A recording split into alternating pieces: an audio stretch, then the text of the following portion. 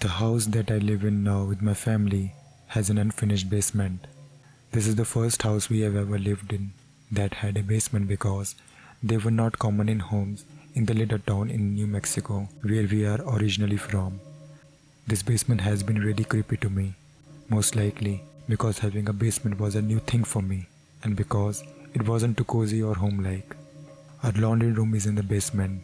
I am never too thrilled to go down there, but hey, the laundry isn't going to do itself. My two youngest children are aged 10 and 6. They can be prankster with each other. They are teenage siblings and me and my husband. Sometimes, before we would enter a room, they would scurry off to find a hiding spot, stay behind the couch, and we would play along, acting as if we didn't see them saying, where's Devon? I could have sworn I just heard him. Where could he be? And he or both of them would pop out laughing. They have done this in the basement a times or two, while we would be down there, clearing out boxes and items in the preparation of finishing the space. I was taking the clothes out of the dryers and began putting the newly washed clothes in. From the corner of my eye, I saw what looked like one of my younger children playfully leap off the last step of the staircase and scurry around the corner into the open den area of our basement. It happened so fast, but it was clear enough to make me believe that one of my kids was up to their game. I wasn't necessarily in playful mood, and I just felt a little odd. I yelled, "Well, here, come help me with this." I didn't hear anything, and I didn't want to look around the corner to check so. Instead, I rushed upstairs with my laundry basket to find every member of my immediate family upstairs in the kitchen. I will not go down there by myself. I haven't told my children about what I saw. I don't want to freak them out. This is about my mom when she was around the age of about 8 or so. She lived up in New York in Rockland County in a very old house at the time. If you were about to ask any of her family member, they would all tell you that it was definitely haunted with more than one ghost. There were 3 or 4 of them, she said. Since it was years ago, she can't remember the exact amount. Sadly, not all of them were friendly. During any time of the day, whether it is during morning, evening or night, she was afraid to go down in the basement. Sure, some basements are scary, but this was different.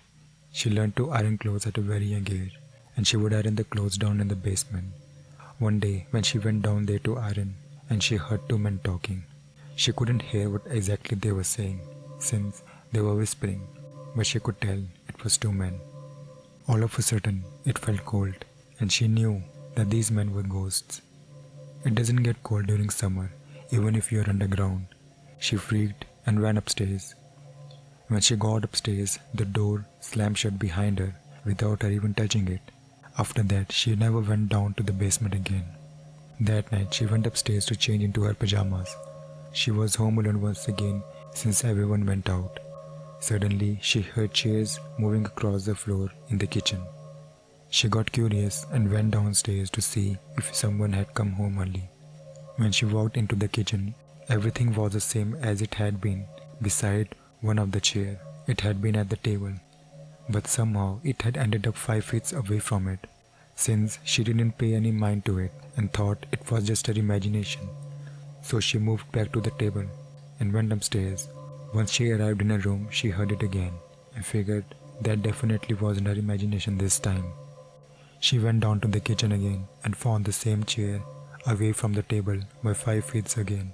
She automatically thought back to the voice she heard down in the basement and freaked her out again. She ran up the stairs to her bedroom and, like any 8-year-old, thinking it would go away after a while, she fell asleep while waiting for someone to come home. That's how her mother found her. Her mother had been scared since she was gasping for air in her sleep from lack of oxygen. When I was little, my mom and dad lived with my mom's dad, that is my grandpa, and my mom's sister, that is my aunt. I was very little, at least 3 to 4 years old. Every paranormal experience that I have encountered has stuck with me, even when I was small. Let's begin. When I was a toddler, I was terrified of paranormal experiences, TV shows, and even nightmares. I never slept alone because I was so scared. My mom said I would run at the door screaming that I had a bad dream. She said I was clawing at the door to be let in. One day I was playing on the basement stairs. I was old enough to be on the stair by myself, and I was only on the bottom step, and I felt really cold, so I got blank. When I came back, my toys were moved to a whole different location. Fast forward a few months, I'm sitting on a chair in my living room when I hear a meowing. Our old cat Emma died from cancer just few weeks after we adopted her. I heard the meowing in the kitchen. I searched everywhere I could. I didn't find anything. My mom told me she helped look too because I was so frantic about finding the meow. We were moving out of my grandpa's and aunt's house. I looked over to my things and my dad said I was yelling, "Stop, Sally. Put it down now." "We never heard of Sally," and asked me about her. I replied, "You haven't seen her? She lives in a basement."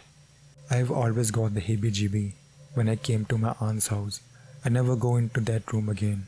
My aunt always said I acted strange in her room, looking around, frowning, screaming at certain things. They have moved as well, and I'm very glad.